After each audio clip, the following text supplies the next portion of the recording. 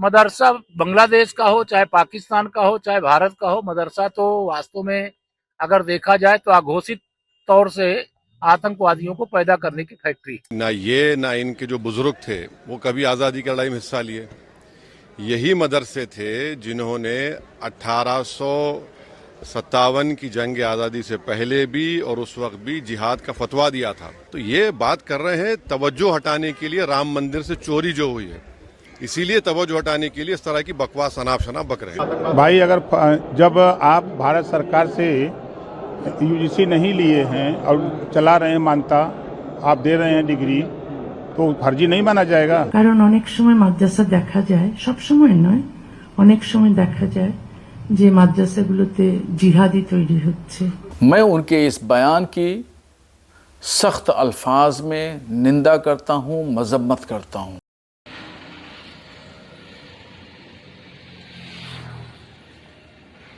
मदरसे को इसलिए कवर्ड किया गया क्योंकि वहां के उसके आगे से कांवड़ यात्री निकलेंगे। क्या मदरसे को कांवड़ यात्रियों से खतरा है? क्या ये आप कहना चाह रहे हैं? हर आदमी के गले के अंदर इंग्रेज की गुलामी का तौक पड़ा हुआ था। हर आदमी गुलाम था। अगर किसी जगह से आजादी वतन के लिए जिहाद की आवाज निकली है वो मदरसा है। इनको इलाज कराना चाहिए अपना, इनको इलाज कराना चाहिए। जंग आजादी के अंदर इन मदरसों ने योगदान दिया था। तुम्हारी विचारधारा के लोग अंग्रेजों की गुलामी कर रहे थे। देखिए, बिना तथ्य के कोई भी अनाप शनाप बात बोल देने से काम नहीं चलता है। उत्तर प्रदेश में विधानसभा चुनाव अभी दूर है, लेकिन सियासत का तापमान अभी से बढ़ने लगा है। बुलडोजर की राजनीति के बाद अब एक और बार फिर मदरसा चुनावी बहस के केंद्र में है।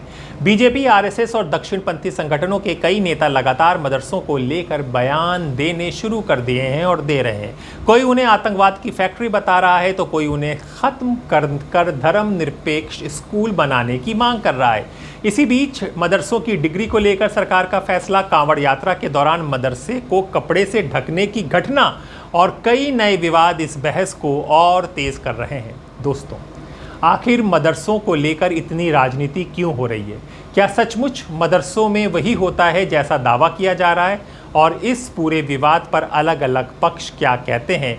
आज की इस विशेष रिपोर्ट में हम इन्हीं सवालों के जवाबों को तलाशेंगे। नमस्कार, मैं हूं हैदर अब्बास नकवी और आप देख रहे हैं द स्वतंत्र।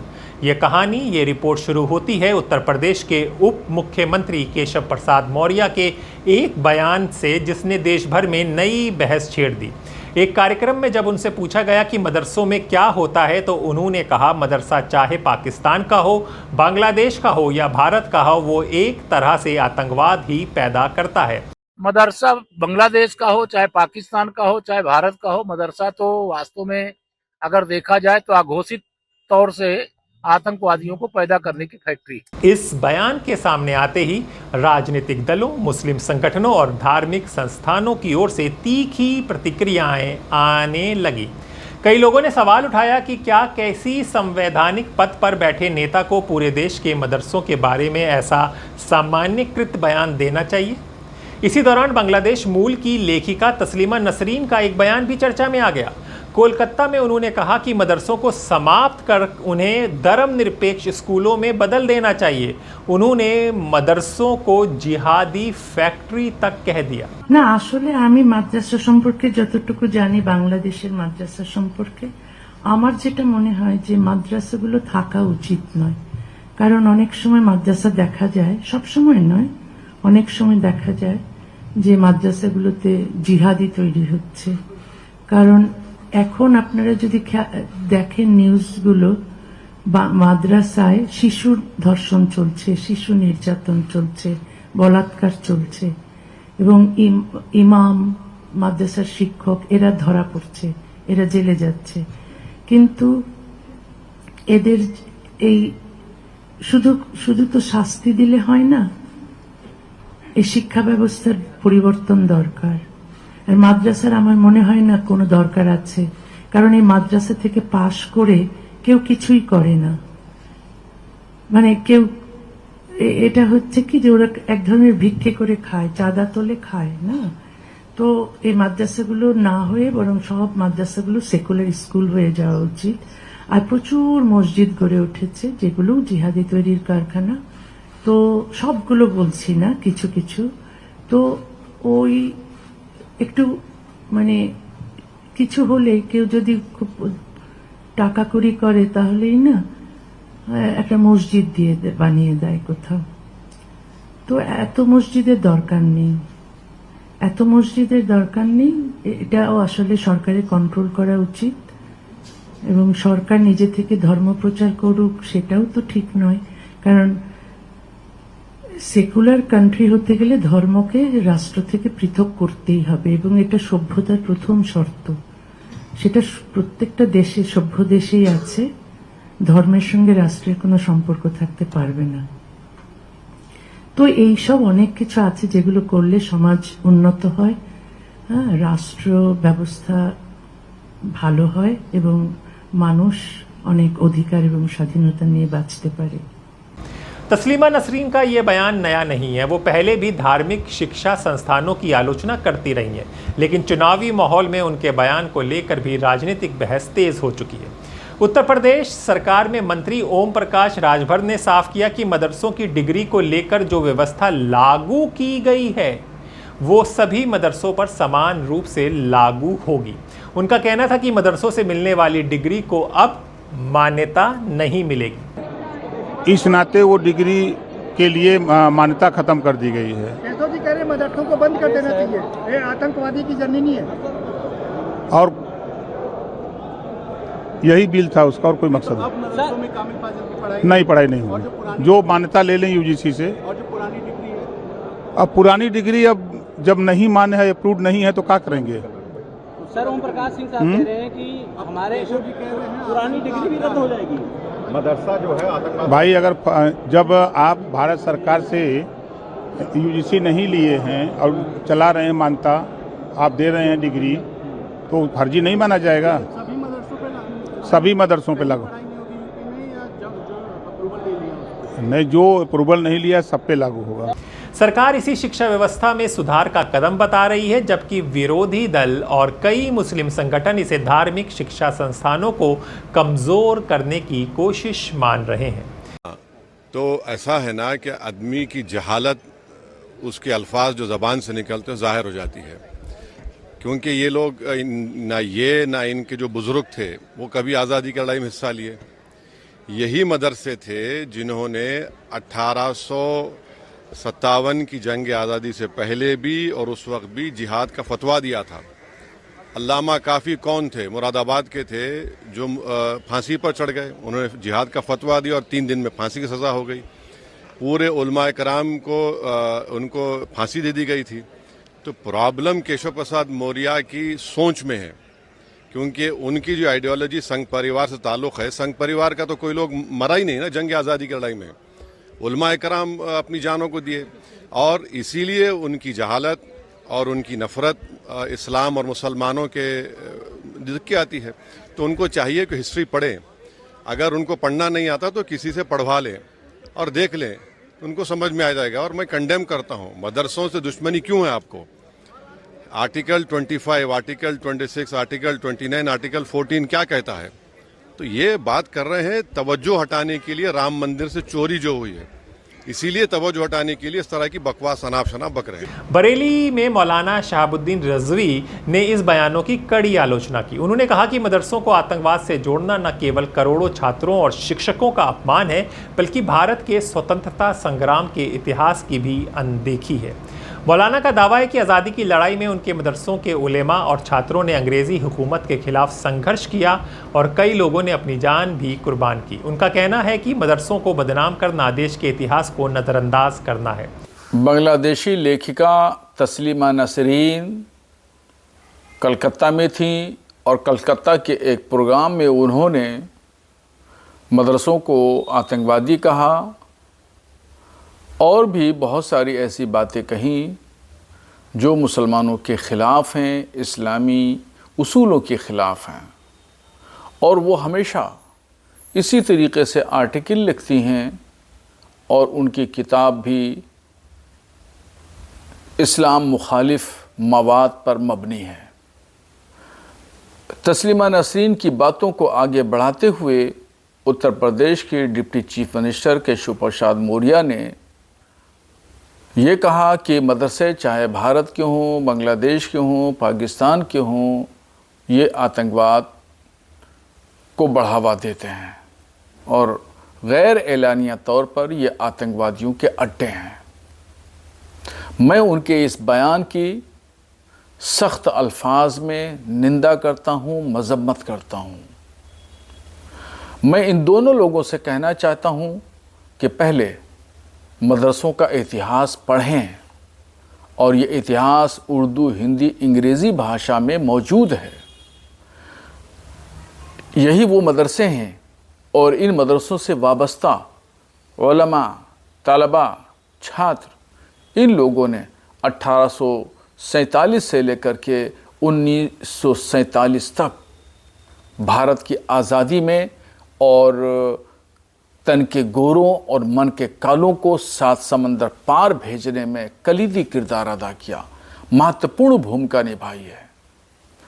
और इस पूरे आंदोलन में अंग्रेज़ों के ख़िलाफ़ लड़ाई लड़ने में 55,000 उलमा ने शहादतें दी हैं, तलबा ने शहादतें दी हैं, चाहे वो बरेली, रोहिलखंड से लेकर के रामपुर, मुरादाबाद और दिल्ली तक, मेरठ, मलियाना, मुजफ्फरनगर तक हो। दिल्ली के गेट पर ये आलम था कि लाशों के अंबार लगे हुए थे, चट्टे लगे हुए थे और ये लाशें उलमा और तलबा की थीं, जिन्होंने अपनी जान भारत पर कुर्बान कर दी। अंग्रेज़ों के ख़िलाफ़ लड़ते लड़ते अपनी जान, अपना जान की शहादत देश के लिए कुर्बान कर दिया। आज उन्हीं वतन परस्त मदरसों और उन्हीं देश से प्रेम करने वाले उलमा और छात्रों को दहशतगर्द कहा जा रहा है। ये सब अज्ञानता की बुनियाद पर है और ये सब मुस्लिम दुश्मनी पर उतारू ज़हनियत का नतीजा है।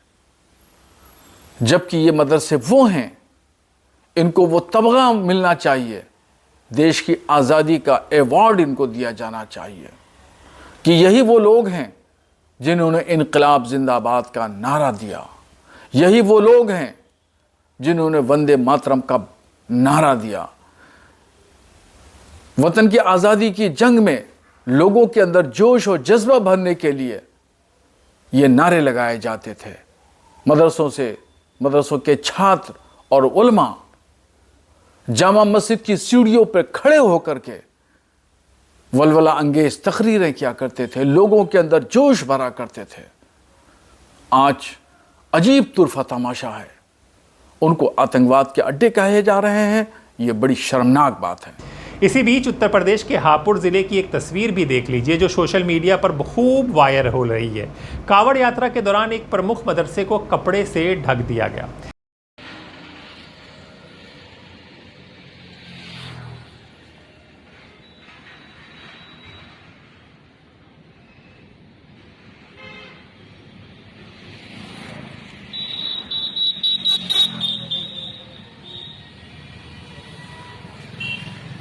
इस घटना पर AIMIM के राष्ट्रीय प्रवक्ता शादाब चौहान ने सवाल उठाया।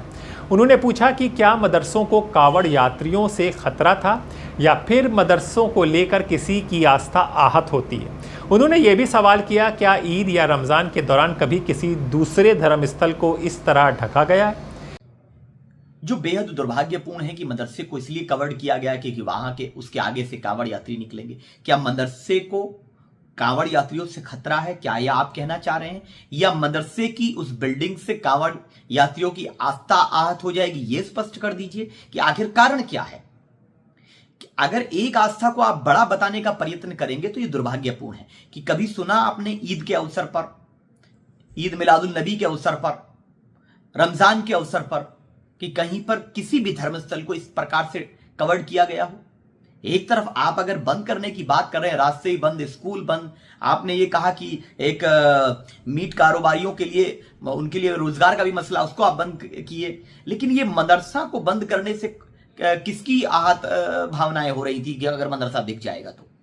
हालांकि प्रशासन की ओर से कहा गया कि ये कदम कानून व्यवस्था और एहतियात के तौर पर उठाया गया था।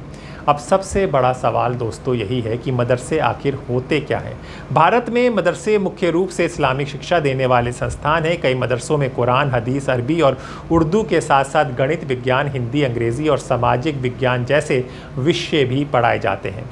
हालांकि अलग अलग मदरसों का पाठ्यक्रम अलग हो सकता है। कुछ पूरी तरह धार्मिक शिक्षा देते हैं जबकि कई आधुनिक विषय को भी शामिल करते हैं। एक्सपर्टों का मानना है कि देश के सभी मदरसों को एक ही नज़र से देखना उचित नहीं होगा क्योंकि उनकी व्यवस्था, पाठ्यक्रम और संचालन एक दूसरे से अलग है। तो आइए चलते हैं अरशद मदनी के पास और जानते हैं कि मदरसों का असली इतिहास क्या है। मैं आपसे कह रहा हूं, हो सकता है इससे पहले किसी ने न कहा हो, ये हिम्मत न की हो। इस मुल्क के अंदर जिसमें 250 साल तक इस मुल्क का हिंदू, मुसलमान, जैन, बुद्ध, हर आदमी के गले के अंदर अंग्रेज की गुलामी का तौक पड़ा हुआ था। हर आदमी गुलाम था। अगर किसी जगह से आजादी वतन के लिए जिहाद की आवाज निकली है, वो मदरसा है। सबसे पहला आदमी 1803 के अंदर जिस दिन अंग्रेज ने कहा कि मुल्क बादशाह का और जनता अल्लाह की, लेकिन हुकूमत आज से ईस्ट इंडिया कंपनी की है, सबसे पहली आवाज इस बात की कि मुल्क गुलाम हो गया और आज़ादी वतन के लिए जिहाद करना हर मुसलमान और हर हिंदुस्तानी का फर्ज है। एक आलिम दीन की आवाज़ थी जो हज़रत शाह वलीउल्लाह मुहद्दिस देहलवी के बेटे और उनके बेटों में सबसे ज्यादा इल्म जिनके दिमाग और सीने के अंदर पैवस्ता, शाह अब्दुल अजीज साहब मुहद्दिस देहलवी, एक मदरसे के अंदर दिल्ली में, जिसको लोग उनके दादा के नाम पर रहीमिया मदरसा कहते हैं, आज भी वो कला महल के अंदर उस मदरसे की बाकियात मौजूद हैं। उस मदरसे से आवाज निकली थी कि मुल्क गुलाम हो गया, हिंदू गुलाम है, मुसलमान गुलाम है, अक्सरियत गुलाम है, अकलियत गुलाम है। हमें जिहाद आजादी करना हमारा मदनी फरीदा है। मदरसे का ये किरदार है। उस मदरसे को लुटवा दिया गया, नाम और निशान मिट गए, लेकिन शाह अब्दुल अजीज साहब को जहर दे दिया गया, दिल्ली से निकाल दिया गया। लेकिन वो ऐसा मर्द मुजाहिद था कि सब कुछ बर्दाश्त किया मगर इससे पीछे नहीं हटे हो। ये एक मदरसे से निकलने वाली आजाद थी। मैं कहता हूं कि आज जिन मदरसों के अंदर ताले लगाए जा रहे हैं, यही मदरसे थे। सबसे पहला मदरसा दिल्ली का मदरसा था जिसने गुलामी के खिलाफ आवाज निकाली और इतने बड़े बड़े अफराद को पैदा कर दिया जिन्होंने 150 साल की मेहनत के बाद मुल्क को आजाद करा दिया। मैं कहता हूं, मेरी समझ में नहीं आती आज उन मदरसों को ये कहा जाए कि ये दहशतगर्दी का अड्डा है। जो पढ़ाया जा रहा है वो दहशतगर्दी पढ़ाई जा रही है। इसका मतलब है कि वो ऐसे जाहिल और बेवकूफ हैं कि उन्हें मुल्क की तारीख का कुछ पता नहीं है। फिर आप दूसरी जो सबसे बड़ी चीज है वो मसाजिद के ऊपर है। बुलडोजर चलाए जा रहे हैं, जाहिल लोग नहीं जानते। हजरत शाह अब्दुल अजीज साहब ने मरकज मस्जिद को बनाया था और एक अपने खानदान के शाह इस्माइल शहीद और एक आपके करीब रायबरेली के हज़रत मौलाना अली मियां साहब रहमतुल्लाह अलैह के आबा व अजदाद में जो उनसे मुताल्लिक थे शाह अब्दुल अजीज से, ان دونوں کو جہاد آزادی وطن کے لیے کھڑا کیا. لوگ نہیں جانتے. اور مرکز ایک مسجد کو بنایا دلی کے اندر. اس کا نام تھا اکبری مسجد، جس کو شاہ جہاں کی بیٹی اکبری بیگم نے اس مسجد کو تعمیر کیا تھا. اس مسجد کو سید اسماعیل شہید رحمت اللہ علیہ کی تحریک کے لیے مرکز بنایا گیا. وہ تحریک یہیں سے چلی ہے. ان مسجدوں کو کہا جاتا ہے کہ ان کے اندر تالے بند کرو، بلڈوزر سے ان مسجدوں کو گرا دو. ارے پاگل ہو، بے وقوف ہو، اگر تمہارے گردن کے اندر غلامی کا طوق پڑا ہوا تھا، تم غلام تھے انگریز کے، تمہارے اندر ہمت نہیں تھی کہ تم انگریز کے خلاف کچھ کہہ سکو، اگر آواز اٹھی ہے انہی مسجد اور انہی مدرسوں سے اٹھی ہے.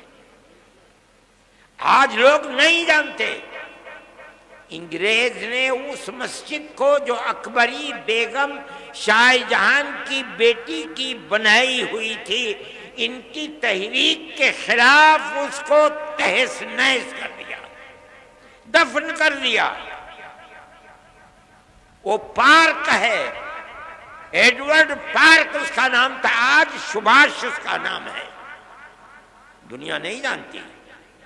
جن مدرسوں کو اور مسجدوں کو تم بلڈوزر چلا کر برباد کر رہے ہو، یہی ملک کی آزادی اور غلامی سے نکالنے کی بنیادیں تھی. لوگ نہیں جانتے. میں یہ کہتا ہوں کہ کس بنیاد کے اوپر تم ان کی مخالفت کرتے ہو. یہی مدرسے تھے کہ اس کے بعد جب تم نے ان مدرسوں کو برباد کرا دیا، انگریز نے برباد کیا، تحریک اپنی جگہ پر رہی، ختم نہیں ہوئی.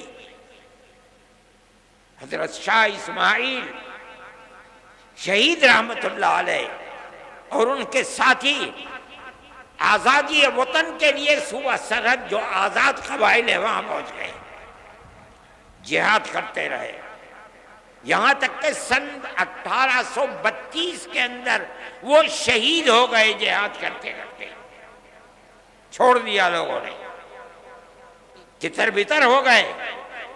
لیکن لوگ واپس آئے اور آنے کے بعد سن 30-32 سے لے کر سن 57 تک اپنا کام کرتے رہے، یہاں تک کہ 1857 کے اندر انہوں نے پھر دوبارہ جہاد کو بلند کیا، جس کو انگریز نے غدر کا نام دیا. اس جہاد کے اندر تاریخ کو اٹھا کر دیکھو. آج مصیبت یہ ہے کہ مرکز سے لے کر صوبائی حکومت تک کوئی پڑھنے والا آدمی نہیں ہے. بڑے سے بڑا ان پڑھ آدمی بیٹھا ہوا ہے. سن 1857 کے اندر جہاد کے اندر صرف دلی میں روشن مستقبل، روح روشن مستقبل، ان کتابوں کو اٹھا کر دیکھو، صرف دلی کے اندر 32,000 علماء کا قتل ہوا ہے. کون لوگ تھے یہ وہی تحریک تھی جو شاہ عبدالعزیز صاحب رحمت اللہ علیہ نے دلی کے ایک مدرسے سے اس تحریک کو بلند کیا تھا، جس کا مرکز اکبری مسجد کو بنایا تھا. اس مسجد کی در و دیوار آج بھی اینٹیں دفن ہیں. ابھی 5-7 سال پہلے شعیب اقبال جو اسمبلی کے ممبر ہوا کرتے تھے، اتفاق سے وہ زمین کو کیوں کھودا نہیں معلوم، اس کے باقیات مل گئے، لیکن بی جے پی گورنمنٹ نے ان کو باقیات کو باقی نہیں رہنے دیا، اس کو پھر پاٹ کر کے زمین کے اندر دفن کر دیا گیا. وہ ایک تاریخ تھی. یہ مسجدیں اور یہ مدرسے اسی تاریخ کے نمونے ہیں. کوئی ہے مائی کا لال بتائے وہ کون سی جگہیں ہیں جہاں سے آزادی وطن اور غلامی کی زنجیر کو نکال کر پھینکنے کے لیے مرکز بنائیں؟ کوئی بتا سکتا ہے؟ میں مسلمان ہوں، میں کہہ رہا ہوں، علل اعلان کہہ رہا ہوں، تاریخ کی کتابوں کو پڑھو، اگر غلط کہہ رہا ہوں بتاؤ غلط ہے. کیوں مدرسوں کے پیچھے پڑے ہوئے ہو؟ ہمارا تعلق کوئی سیاست سے نہیں ہے. پھر دیکھیے جب 1857 کے اندر 2 لاکھ مسلمان شہید کر دیا گیا, ابھی 1-1.5 مہینہ پہلے, بلکہ 1 ہی مہینہ ابھی ہوا ہے کہ جب وقف کے مسئلے کے اندر پارلیمنٹ کے اندر گفتگو ہوئی تو ایک ہندو, بڑی بہترین اردو بولنے والا, میرے اس کے باپ سے تعلقات تھے, جو آسام کا چیف منسٹر تھا, اس کا بیٹا ہے گوگوئی, اس نے تقریر کی, پارلیمنٹ میں کہا کہ 2 لاکھ مسلمانوں نے اپنی جان آزادی وطن کے لیے دی ہے. ان لوگوں کے نام لیے جنہوں نے آزادی وطن کے لیے اپنی جان کو قربان کیا ہے, اور یہ ایک حقیقت ہے. نتیجہ کیا ہوا اس کا؟ ملک آزاد ہوا. کیسے کیسے افراد پیدا کیے. دارالعلوم کی بنیاد اسی پر بنی ہے. جب 1857 میں خدا کی قدرت, آزادی وطن کے لیے جو لوگ کھڑے ہوئے تھے انگریز کے خلاف, ان کے حق میں فیصلہ اللہ کا نہیں تھا, ناکام ہو گئے. بچے گھروں کے اندر, باپ شہید کر دیا گیا, کوئی نام لینے والا نہیں ہے, گھر میں کچھ نہیں ہے, بچے بھیک مانگنے کے لیے باہر ہیں, ماں اپنی عزت کو بچائے ہوئے گھر کے اندر بیٹھی ہوئی ہے. چرچ کے لوگ نکل رہے ہیں, ان بچوں کا ہاتھ پکڑ رہے ہیں, ہمیں دو بچے کو, ہم اسے مفت پڑھائیں گے, مفت لکھائیں گے, مفت کپڑے دیں گے پہننے کے لیے, پڑھا کر کے ملازمت دیں گے کہ اپنے پیٹ کو بھی پالے گا, تمہارے پیٹ کو بھی پالے گا. اس صورتحال کو جب عام معافی کا اعلان ہوا اور ان مدرسوں کا بنیادی کردار رکھنے والے حضرت نانوتوی اور حضرت گنگوہی اور ان کی جماعت نے دیکھا تو بیٹھ کر میں مدرسوں کے بنانے کا فیصلہ کیا, اور ٹھیک 9 سال کے بعد سن 1866 کے اندر دارالعلوم کی بنیاد ڈال دی. اس بنیاد کے بعد سب سے پہلی شخصیت جو سامنے آئی ہے وہ حضرت شیخ الہند رحمۃ اللہ علیہ کی شخصیت کہی جاتی ہے. ان کے شاگردوں کے شاگرد یہ لوگ ایسے تھے کہ جن کے رگو پے کے اندر خون تھا, اور وہ خون آزادی وطن کا تھا. وہاں سے پھر آزادی کی تحریک, چین سے نہیں بیٹھے, 2 مرتبہ شکست ہوئی. ایک مرتبہ تو وہ شکست ہوئی جس کے اندر شاہ عبدالعزیز صاحب کے 2 شاگرد تھے, اور ایک مرتبہ 1857 کی شکست. اس کے بعد انہوں نے دارالعلوم دیوبند کی بنیاد ڈالی. کس لیے؟ حضرت شیخ الہند رحمۃ اللہ علیہ فرمایا کرتے تھے کہ حضرت الاستاد حضرت نانوتوی رحمۃ اللہ علیہ نے جس لیے دارالعلوم کی بنیاد رکھے میں اسے جانتا ہوں. صرف کتابوں کا پڑھانا نہیں تھا, بلکہ غلامی کی زنجیروں کو توڑ کر پوری قوم ہندو مسلم کی قوم کو زندہ و آزادی کے ساتھ ملک میں جینے کا حق دلانا تھا. یہی بنیاد تھی کہ وہ تنہا نہیں بیٹھے, انہوں نے اپنے شاگردوں کو لیا. دارالعلوم کی بنیاد جس مقصد کے لیے پڑی وہ یہ مقصد تھا. پھر ایک مدرسہ نہیں, اس مدرسے سے 50 سال کے اندر سن 66 سے لے کر تقریباً 80 سال کے اندر ہزاروں مدرسے ملک کے اندر بنا دیے گئے, یہاں تک کہ سن 47 کے اندر ملک آزاد ہو گیا. ان مدرسوں کی بنیاد کیا تھی؟ آزادی وطن بنیاد تھی, غلامی کی زنجیروں کو توڑنا تھا.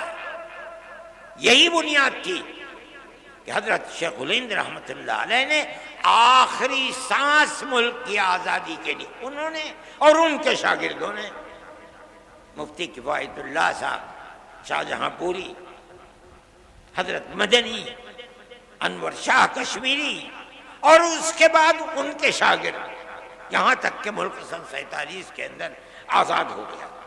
اور حضرت شیخ الہند رحمت اللہ علیہ کے اندر اللہ نے آزادی وطن کے لیے کتنی طاقت رکھی تھی اور کیسا جذبہ تھا، ایسے افراد دنیا کے اندر کم ملتے ہیں.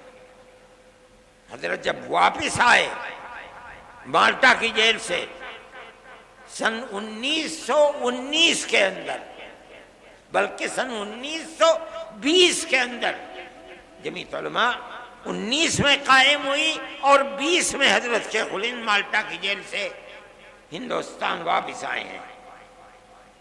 تو ریاست بہاولپور کے ان کے جو سب سے قریبی آدمی تھے، گویا کہ وزیر اعظم تھے، سر رحیم بخش، انگریز نے ان کو سر کا خطاب دیا تھا، انگریز نے ان کو بھیجا تاکہ حضرت شیخ الہند سے ملے اور یہ کہیں کہ حضرت آپ چلے گئے، دارالحدیث دارالعلوم دیوبند کی سونی ہو گئی، لوگ آپ کے پاس آ کر کے تصوف کی مشق کیا کرتے تھے، ذکر الہی میں مشغول تھے، وہ بھی سلسلہ ختم ہو گیا.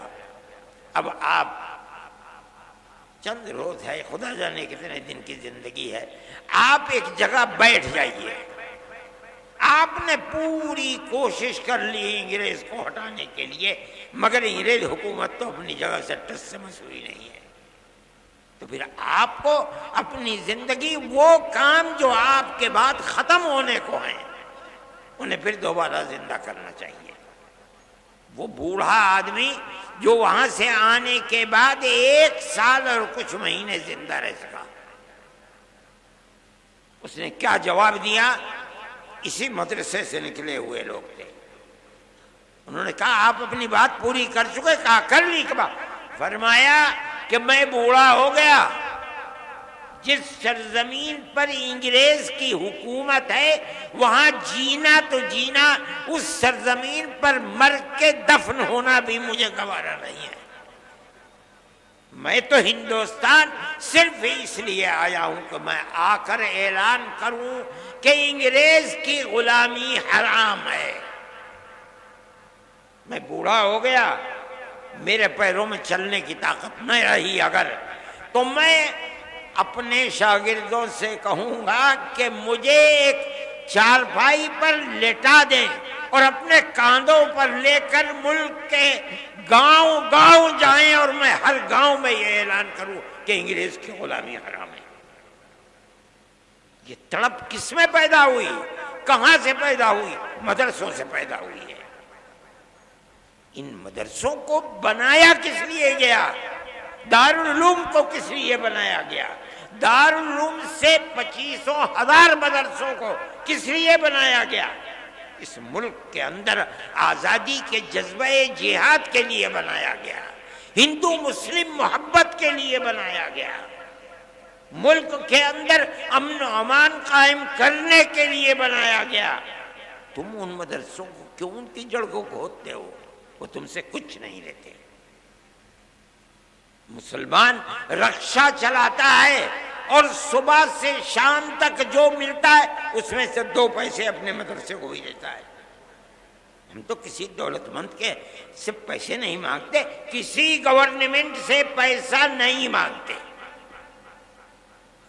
ایک مرتبہ اندرا جی تھیں، نہیں سونیا جی تھیں، اور ارجن سنگھ زندہ تھے. انہوں نے اور سہیل صدیقی، جن کو پارلیمنٹ نے کالج اور یونیورسٹیوں کے اقلیتی کردار کے لیے ان کو امین بنایا تھا، وہ بھی تھے. ان سب نے مل کر کے ایک کمیٹی دلی کے اندر بنائی. انہیں لوگ مل بھی گئے، کچھ لوگ تھے ولی فضائل تھے گورکھپور کے، اور دوسرے لوگ انہیں مل گئے، انہوں نے بلا لیا. مجھے بھی بلایا مگر میں بھول گیا. مجھے ایک صاحب نے کہا کہ بھائی انہوں نے بلایا تھا تم گئے نہیں. مجھے یاد آیا، میں فوراً گھر میں گیا، بریف کیس میں ایک جوڑی کپڑا رکھا اور ایک گاڑی 10 بجے جاتی تھی، میں اس گاڑی میں سوار ہو کے دلی پہنچ گیا. صبح کی میٹنگ تو ختم ہو گئی تھی. ظہر کے بعد 2 بجے کی میٹنگ تھی، میں بریف کیس اٹھا کر کے وہاں چلا گیا، جا کے بیٹھ گیا۔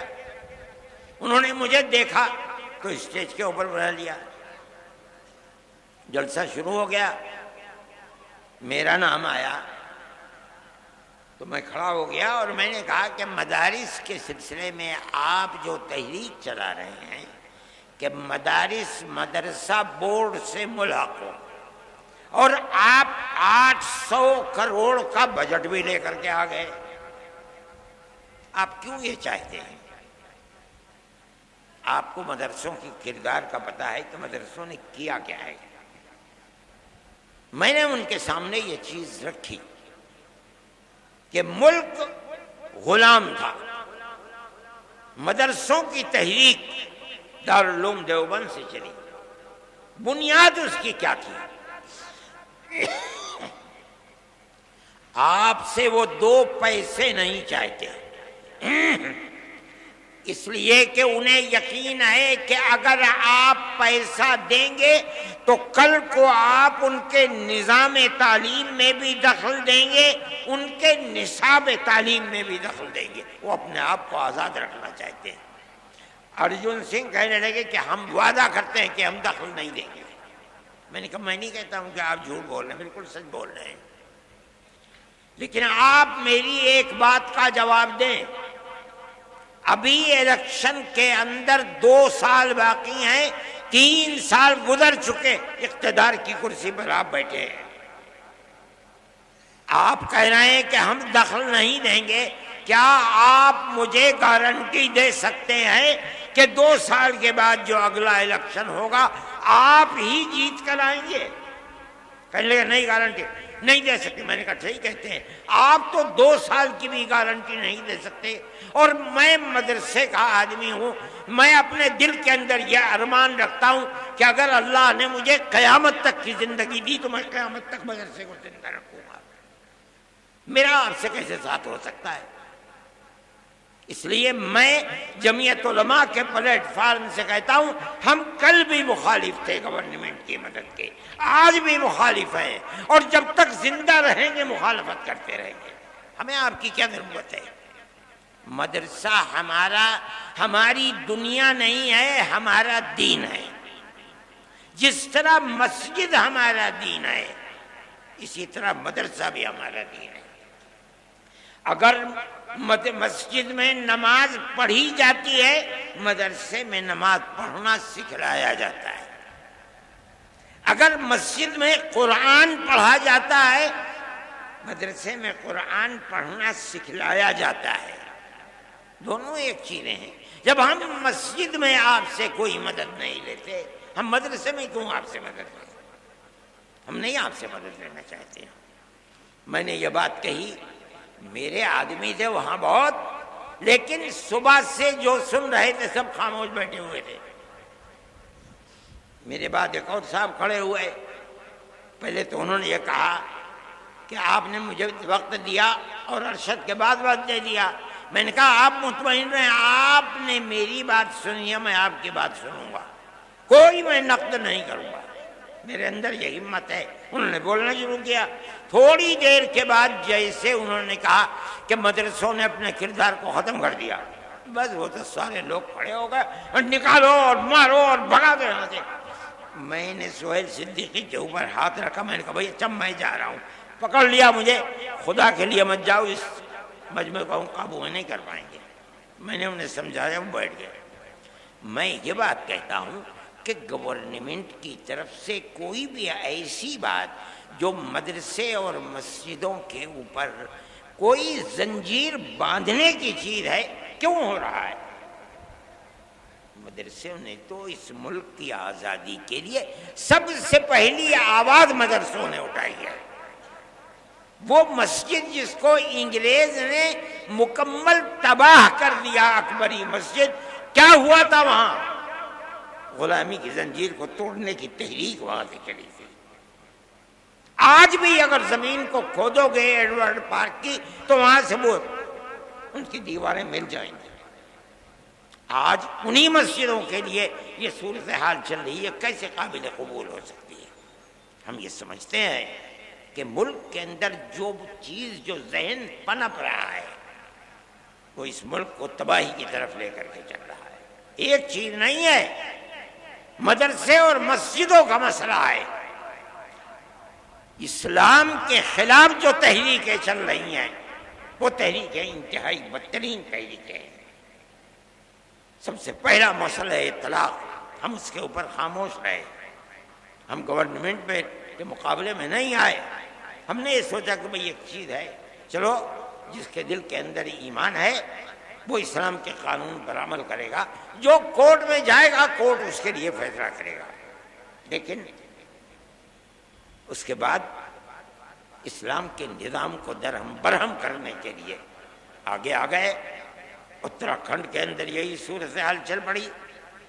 پھر چلیے اتراکھنڈ کے اندر چل رہی تھی، مرکزی گورنمنٹ نے اس کے سلسلے میں تمام ادیان کو ملا کر کے ایک نیا دین بنانے کی بات کو شروع کر دیا. ہم اس کے مخالف تھے.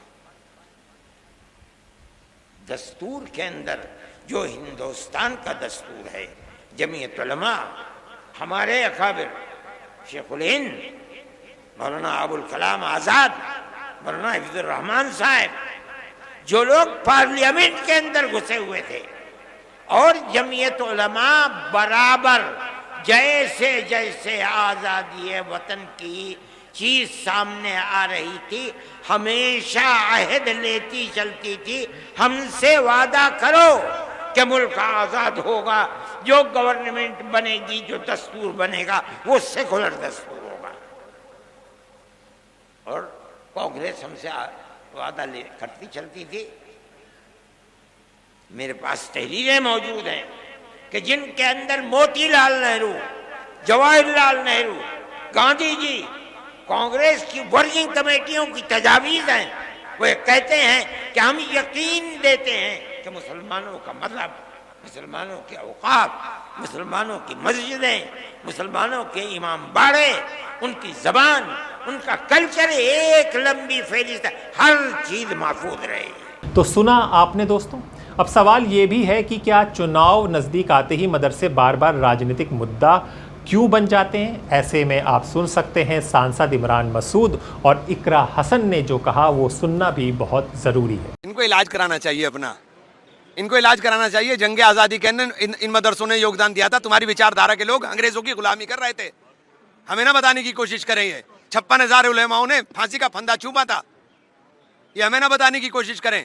بتاؤ کون ہے تمہارا ایک انگلی سے جس نے انگلی کٹا کر کے شہیدوں میں نام بھی لکھوایا ہو؟ دیکھیں، بنا تتھیہ کے کوئی بھی اناپ شناپ بات بول دینے سے کام نہیں چلتا ہے. دیش میں قانون ہے، ساری ویوستھا موجود ہے. اگر کوئی ایسی انہیں کہیں کی گتیودھی معلوم پڑی ہے ان کی جانکاری میں تو سرکار میں، کیندر میں بھی وہ ہے اور راجیہ سرکار میں بھی وہ ہے، تو وہ کاروائی بھی کروانے کے سکشم ہے. لیکن صرف ایک اناپ شناپ بات بول دینے سے کسی ایک دھرم کے لوگوں کے جو بھاوناؤں کو آہات کرنے کا اور نفرت کی راجنیتی پھیلانے کا کام جو بھاجپا کی سرکار کرتی ہے تو اسے اس سے باز آ جانا چاہیے. اب سیکھ لے لینی چاہیے کہ جنتا ان کے سارے ہتھ کنڈوں کو، پروپیگنڈا کو پہچان چکی ہے. اب دیش کا یوا جواب چاہتا ہے. نہ تو ہوم منسٹر آ رہے ہیں جواب دینے کے لیے، نہ پرائم منسٹر آ رہے ہیں. دلی میں رہتے ہوئے جنتا کا اتنا لاکھوں کروڑوں کا روپیہ روز خرچ ہوتا ہے یہ سدن چلانے میں.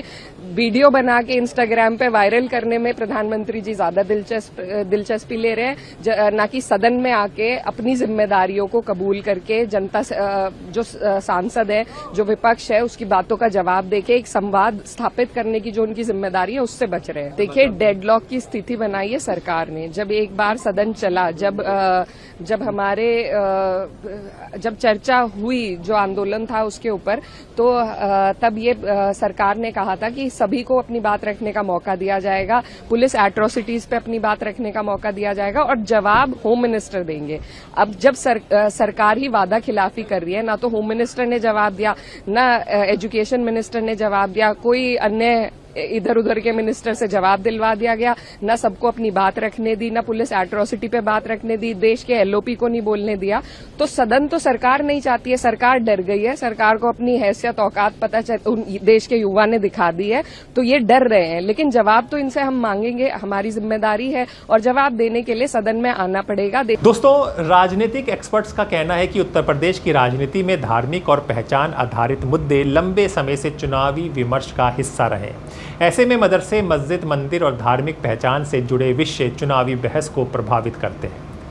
हम सिर्फ यही कहेंगे, फिलहाल मदरसों को लेकर बहस तेज़ है। और यहाँ पर हम आपको रोककर ये भी बताना चाहेंगे, वो तस्वीरें आपको याद होंगी जब तालिबान को रेड कारपेट से स्वागत किया था यहाँ की मोदी सरकार ने, और तालिबान के मंत्री सबसे पहले कहाँ गए थे? देवबंद गए थे, जहाँ पर मदरसा है। तो जो सवाल इलेक्शन पर उठते हैं, जब वो राजनीति और उसमें आते हैं तो वो बदल जाते हैं। इसीलिए इकरा हसन ने कहा है कि अब जनता बीजेपी का ये चेहरा समझ चुकी है, और इसीलिए जेनजी ने जो प्रोटेस्ट किया वो यही था कि आप सच बोलिए और देश के लिए बोलिए। एक पक्ष उन्हें सुधार की ज़रूरत वाला संस्थान मानता है, तो दूसरा पक्ष उन्हें भारतीय मुस्लिम समाज की शैक्षणिक और ऐतिहासिक विरासत बताता है। सवाल यह है कि क्या इस मुद्दे पर बहस तथ्यों और शिक्षा सुधार के आधार पर होगी, या फिर ये आने वाले चुनाव में एक और बड़ा राजनीतिक हथियार बनेगी। ये वास्तविकता है, सच्चाई है कि मदरसी शिक्षा निश्चित तौर से तमाम जितने भी बड़े से बड़े आतंकवादी, चाहे भारत के अंदर हों, आए हमले कराए हों, चाहे दुनिया के अंदर हमले कराए हों, वो मदरसी शिक्षा का ही परिणाम। आपकी राय क्या है? क्या मदरसों पर हो रही राजनीतिक शिक्षा सुधार के लिए है, या चुनावी रणनीति का हिस्सा है? कमेंट बॉक्स में अपनी राय ज़रूर लिखिए। अगर आपको हमारी ये रिपोर्ट पसंद आई है तो वीडियो को लाइक करें, चैनल को सब्सक्राइब करें और घंटी बजाकर बटन दबाना ना भूलें। मैं हूं हैदर अब्बास नकवी और आपके साथ जुड़ा हूं मैं इस वक्त द स्वतंत्र पर।